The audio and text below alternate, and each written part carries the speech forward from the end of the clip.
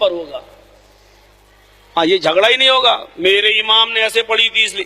کچھ نہیں. امام تو اللہ تعالیٰ نے نبی اکرم کو بنایا ہے اور کوئی امام ہے ہی نہیں. وہ تو ہم لوگ کہہ دیتے ہیں جرجیت صاحب نماز پڑھا دو, کون ہے امام ہے؟ یہ تو ہم نے اور آپ نے امام بنا لیا ہے. لیکن اللہ نے امام صرف محمد رسول اللہ کو بنایا اور پریکٹیکل کر کے بھی دکھلا دیا. سارے نبیوں کو جمع کر دیا بیت المقدس میں اور محمد رسول اللہ کو جبرائیل امین ہاتھ پکڑ کر لے گئے اور آگے کھڑا کر دیا. کیا کرنا ہے؟ نماز پڑھانا ہے. کس کو؟ اپنے پیچھے لوگوں کو. یہ کون ہے؟ یہ نبی ہے. جتنے بھی آ چکے پیغمبر یہ سارے نبی ہیں. یہ سارے نبی میرے پیچھے نماز پڑھیں گے. کیوں کہ اللہ نے تمہیں امام بنایا ہے. محمد رسول اللہ نے نماز پڑھائی وہاں پر بیت المقدس کے اندر, اور نماز پڑھائی تو اللہ کے ذریعے یہ اعلان کروا دیا گیا, لوگوں اب اماموں کے پیچھے جھگڑے کھڑے مت کرنا. میرا امام ابو حنیفہ, میرا امام شافعی, میرا امام مالک, میرا امام محمد, میرا امام محمد رضا, میرا امام ثناء اللہ, میرا ابن تیمیہ. جھگڑے کھڑے مت کرنا. ہم نے تمہیں وہ امام دے دیا ہے جو سارے نبیوں کا امام ہے. ہم نے تمہیں وہ پیغمبر دے دیا ہے جو سارے نبیوں کا پیغمبر ہے. ہم نے تمہیں وہ رسول دے دیا ہے جو تمام رسولوں سے افضل ہے. ہم نے تمہیں وہ امام دے دیا جو سارے نبیوں کا امام ہے.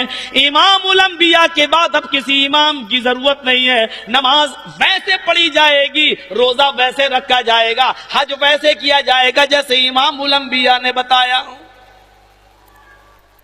لقد کان لکم فی رسول اللہ اسوۃ حسنہ.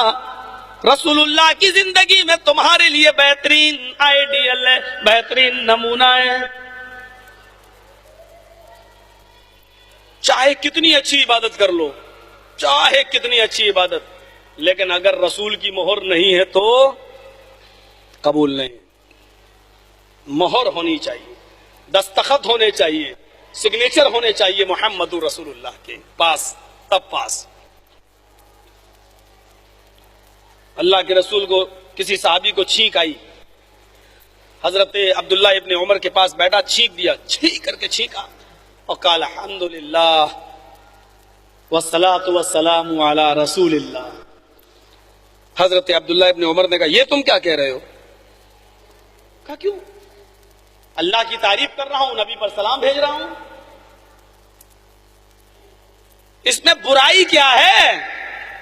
الحمدللہ ساری تعریف اللہ کے لیے, والصلاۃ والسلام علی رسول اللہ, صلاۃ و سلام و رسول اللہ پر, اس میں برائی کیا ہے؟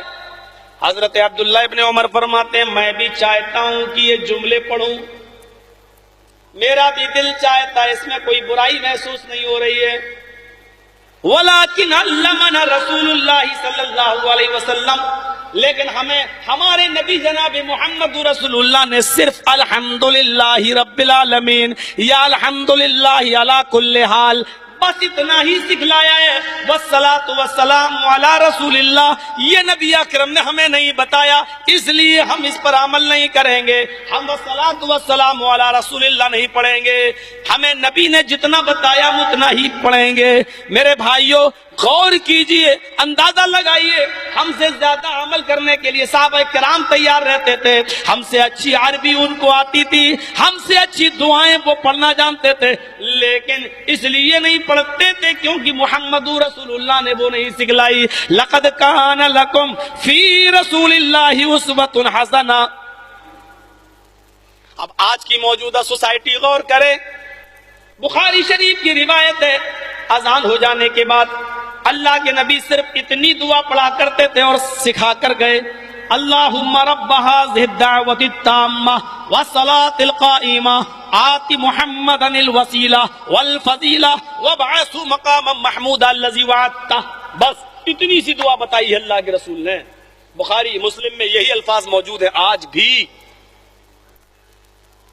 بعد میں آنے والی منافقین کی ایک نسل نے اس میں بھی اضافہ کر دیا, اور آج بھی کچھ لوگ بڑھا کر یہ دعا پڑھتے ہیں.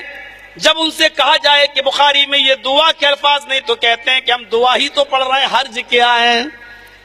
اب انہوں نے یہ دعا میں اضافہ کر دیا, اللہم رب ھذہ الدعوۃ التامہ والصلاۃ القائمہ آت محمدا الوسیلہ والفضیلہ.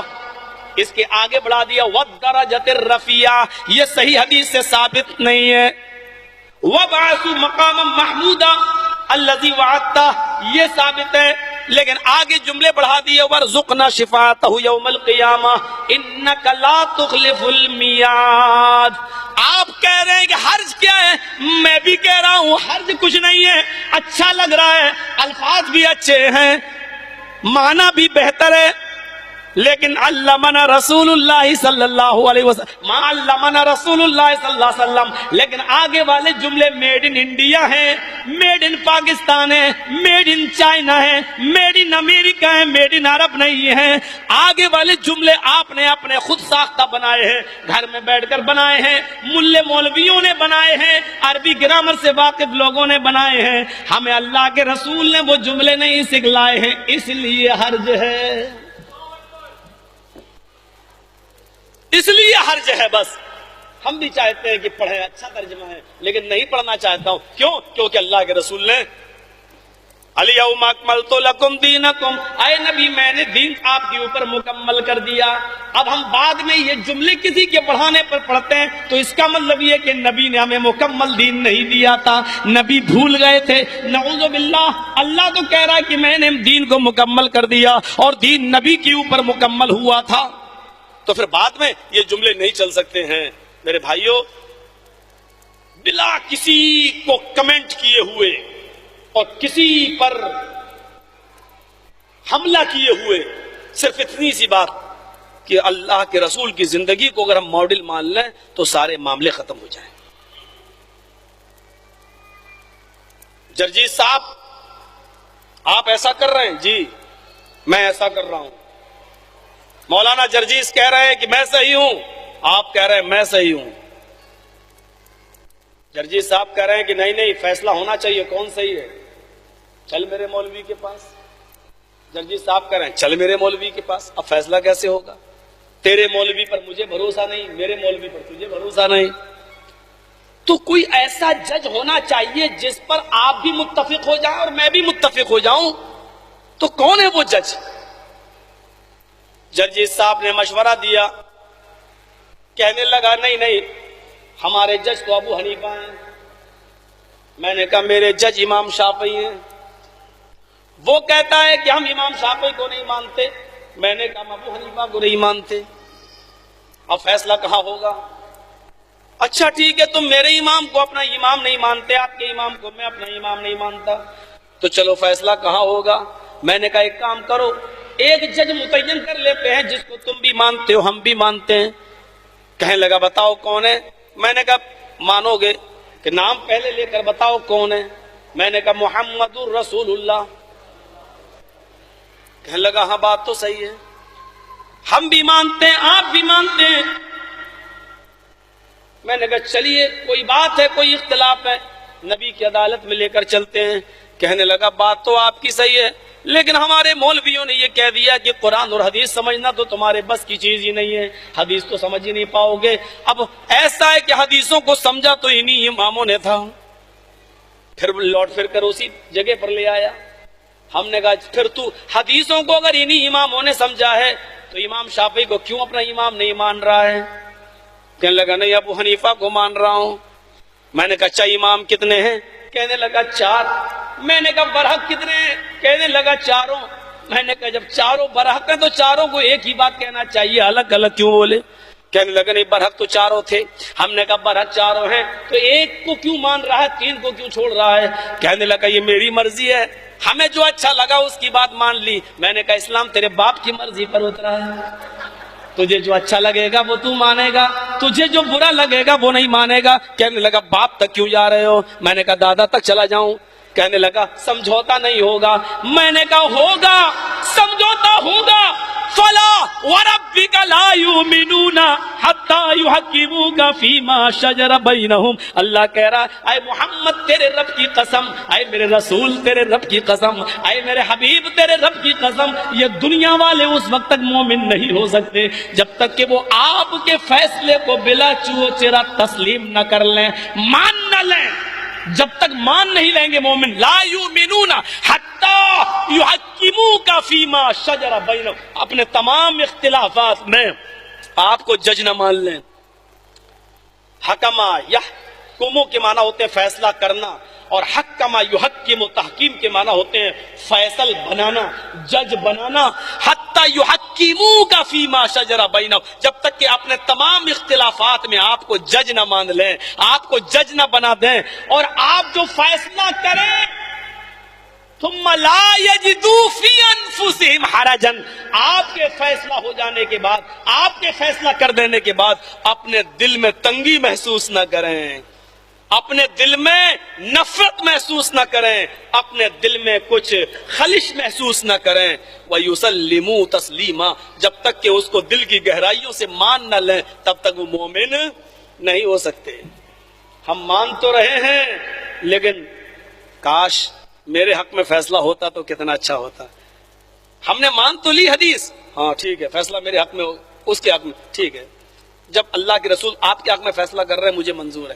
مان تو لیا زمین کا وہ ٹکڑا تمہارا، ٹھیک ہے حدیث میں آ گیا، ٹھیک ہے مان لیا، مان تو لیا لیکن دل میں خلش آ گئی، کاش مجھے مل گیا ہوتا تو اچھا ہوتا، کاش اللہ کے رسول مجھے فیصلہ کر دیے ہوتے، میرے حق میں دے دیے ہوتے تو اچھا ہوتا۔ نہیں، ماننے کے باوجود بھی آپ مسلمان نہیں، کیونکہ خلش آ گئی آپ کے دل میں، تنگی آ گئی۔ ثم لا يجدوا في انفسهم حرجا مما قضيت ويسلموا تسلیما، جب تک کہ اس کو دل سے نہیں مان لو گے مسلمان نہیں ہو سکتے۔ یہ ہے رسول کا مقام، یہ ہے رسول کا مرتبہ۔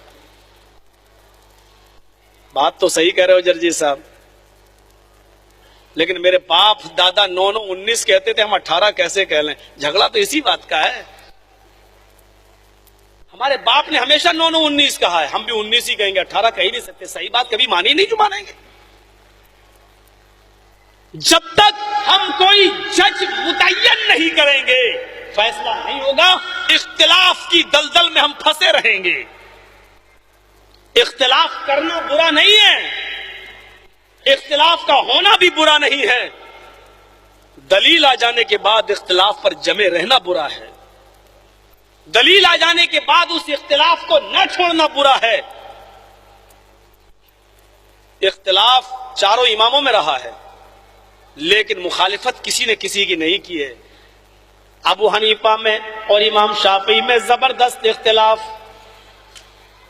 ابو حنیفہ کہتے ہیں گھوڑے کا گوشت مکروہ، امام شافعی کہتے حلال۔ ایک کے نزدیک حلال، ایک کے نزدیک مکروہ۔ بہت سے مسئلے ایسے ہیں، ایک